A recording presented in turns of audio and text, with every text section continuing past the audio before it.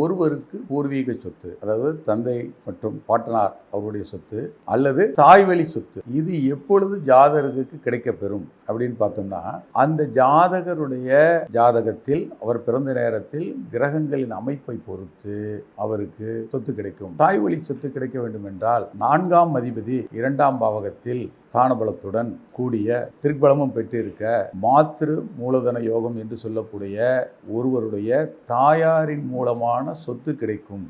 மேலும் அவருக்கு கட்டிடத்தின் மூலமான வீடு, கடைகள், காம்ப்ளெக்ஸ், திருமண மண்டபம், இது போல ஒரு கட்டிடத்தின் மூலமான வாடகை வருமானம் வரும். ஏனென்றால் 4ஆம் அதிபதி என்பது வீட்டை சொல்லக்கூடியது. சரியா? வீடு, வாகனம், படிப்பெல்லாம் சொல்கிறோம் இல்லைங்களா?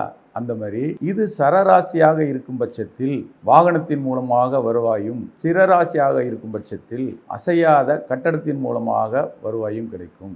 அதே போல தந்தை வழி உறவில் சொத்து எப்படி கிடைக்கும் அப்படின்னு பார்த்தோம்னா, அவருக்கு 9ஆம் பாவகம் நல்லா இருக்க வேண்டும், கூடவே 5ஆம் பாவகம் நன்றாக இருக்க வேண்டும். அதன் அதிபதிகள் ஆட்சியாகவே இருந்தால் கூட பாவகிரகமாக இருந்தால் அந்த சொத்துக்கள் கிடைப்பதில் சிக்கல் இருக்கும். 5ம் 9ம் பலமாக இருந்து அது சுப பலம் பெற்று இருந்தால் அவருக்கு தந்தை வழி சொத்து கண்டிப்பாக உண்டு.